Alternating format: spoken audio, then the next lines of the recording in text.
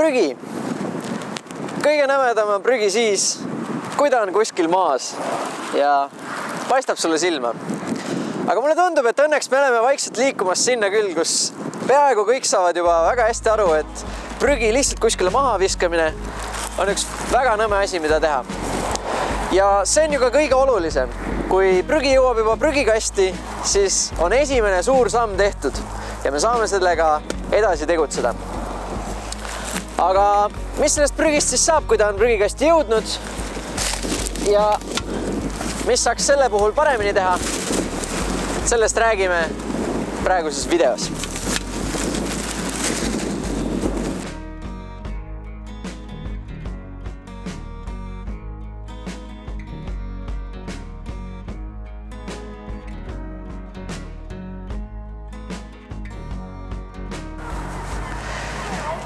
Eestis tekib iga aasta iga inimese kohta umbes 390 kilogrammi kodumajapidamise prügi.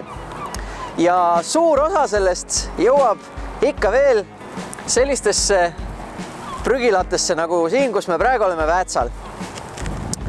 Kuigi Iru soojuse ja elektrijaama jõuab ka päris suur osa siuksest kodusest prügist ja mis on nagu selles mõttes väga tore, et seal on palju vaeva nähtud, et esiteks sellest prügist saaks võimalikult palju kasu ja teiselt poolt siis, et võimalikult vähe jõuaks siis kahjulikke aineid tagasi loodusesse.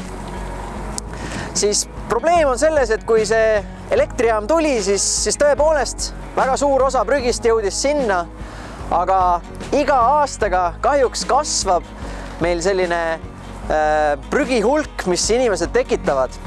Ja seetõttu jõuab järjest suurem osa jälle iga aasta sellistesse ladestamise prügilatesse.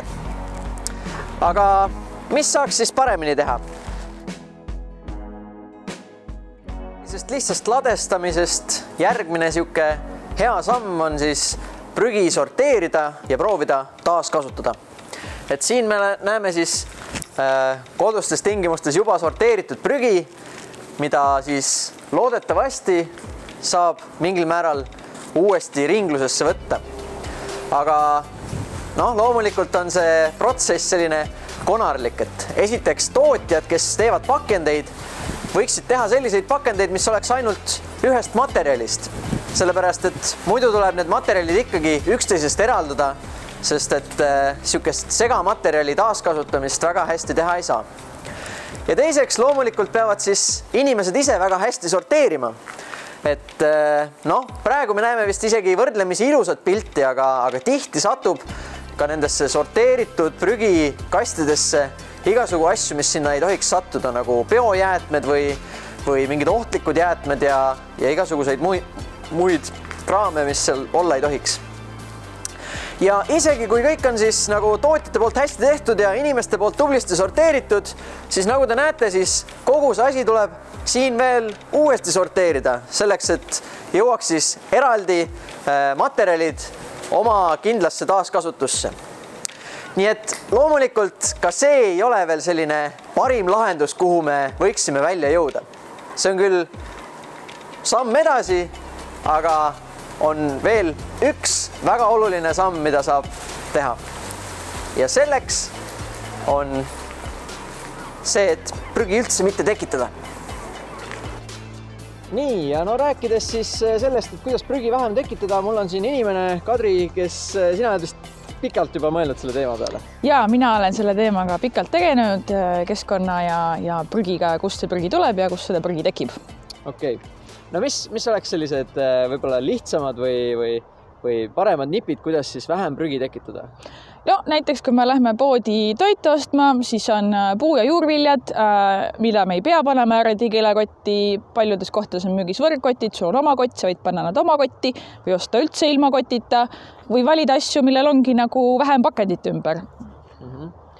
Okei, aga kui suur see nagu mõju siis sellel on, mis sa arvad, kui inimesed panevad nüüd puuviljad panevad nendesse korduvkasutatavasse kottidesse, kas sellega me vähendame selle probleemi suuresti ära? See kindlasti aitab, aga kõige suurem mõju tuleb sellest, kui me näiteks suuri asju ütleks oma telefonid või riided või mänguasjad. Kui me ostame neid vähe ja need, mis meil on, me kanname neid kauem, me valimegi välja asjad, mis kestavad kauem, sest et iga niisuguse suure toote tootmisel on tekitatud tegelikult hästi palju prügi, mida me ei näe, sest et see on tulnud kuskilt Hiinast või Bangladeshist või mis iganes, aga selle tootmiseks kogu protsessis on tegelikult hästi palju prügi tekitatud ja kui me ostame neid asju vähem, kanname neid kauem, siis juba sellega me tekitamegi oluliselt vähem prügi. Nii et ütleme sellised odavad mänguasjad, mis lähevad kiiresti katki, on kõige võib-olla niisugusem. Jah, et see tegelikult, kui sa ostad hästi palju odavaid mänguasju, mis lähevad kiiresti katki, siis sellega sa tekitadki võib-olla kõige rohkem prügi. Et vali asjad, mis peavad kauem vastu, mida sa saad ka võib-olla kasutada kauem erinevatel viisidel, et ka mänguasjades vali võib-olla asju, mida sa saad mitmel otstarbel kasutada, riideid, mis sobivad mitmes olukorras, et nagu sellega on kõige võib-olla parem keskkonda aidata prügi mõttes. Okei. Väga hea. Mulle tundub, et see on juba päris hea. Kas sul on veel mingeid nippe, mis sul jäi nagu ütlemata? Ja no võib-olla igapäevased need asjad, millega me kõige rohkem kokku puutame, on see, et ma ei tea, veepudelid ja kohvitopsid näiteks, et tihti on, et sa võtad, jood joogi ära, viskad pudeli ära, jood selle kohvi ära, viskad topsi ära, et oma korduskasutatav kohvitops, mida on väga ilusaid ja disainituid stiilseid kohvitopse ja teine on oma veepudel, et näiteks need kaks väikest asja, mis on kõigile nagu tehtavad ja kui väga oma lemmikmänguasjast kohe ei taha loobuda, siis võib-olla see on esimene samm. Okei, väga hea. Aitäh!